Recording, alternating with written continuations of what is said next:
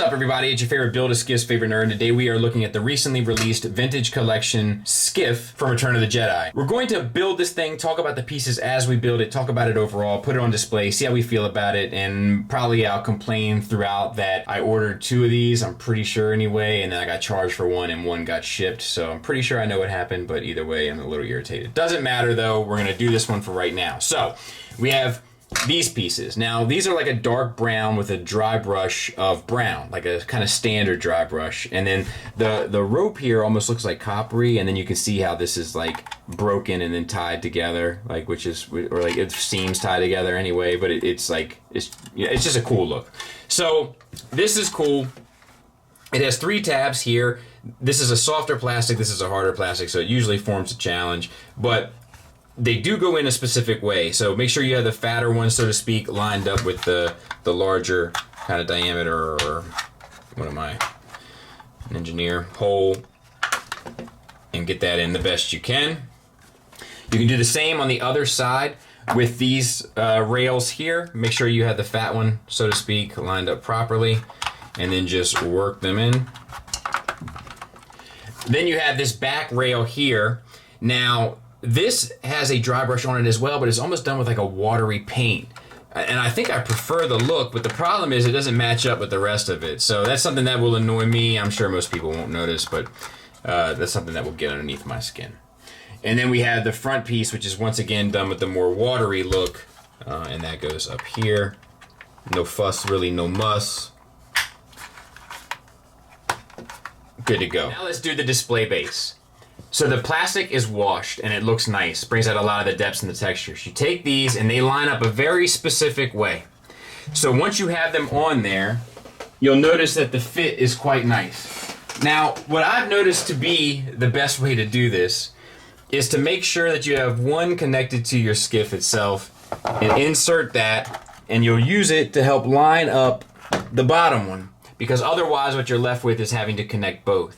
Now, where these connect into the skiff are on ratchets, and I'll show you that here in a bit. So take your kind of control console, that goes down here. It fits into this spot, and then the 2 pipes fit into those 2 grooves, so to speak. Take these pieces, you'll notice that one has like a speared tip.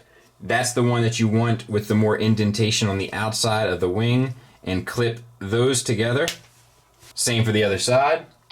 And then clip those on to the side of your skiff.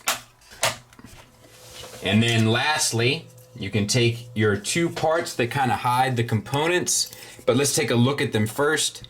You can see that this one is just sculpted here. This one has the gold paint with a wash over top, which is a nice touch, being as though you're going to cover up most of it. This one even has a wash on the inside. A little bit of pride, I can dig it. So let's put that on. And we'll put this one on. I don't know if it matters. And now you're in service. I'll clean it up, we'll take a look at it.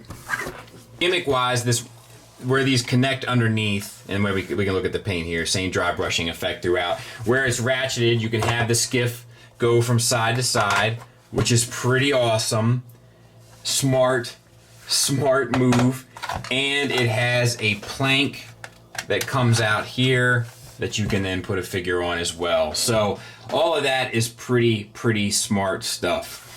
Detailings wise, we have dry brushing, we have some extra black paint, we have some metallic paints, we have washes on those, we have our steering column that moves, these 2 pieces move. Like, it's just a lot of pride. Look at the weathering done on the floor. It looks great. Little copper paint down there at the top.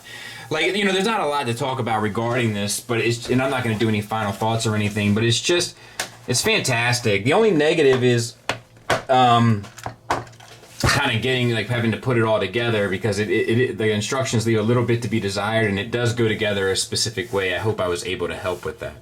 But I mean, even the base being washed and everything, like, they just care, dude. They just care. which is nice to see. Look at the little airbrush effect on the wings and such, even right here. The scratches and the metal and plates and the little silver weathering done around them. Like, it's just really quite...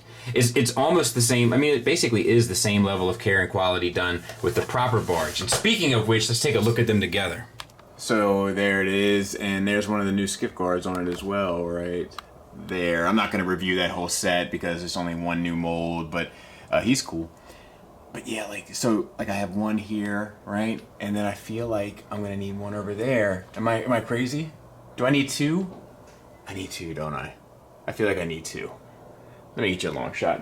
Let me know if I need to. And thanks for listening. Thanks for watching. Until next time, take care.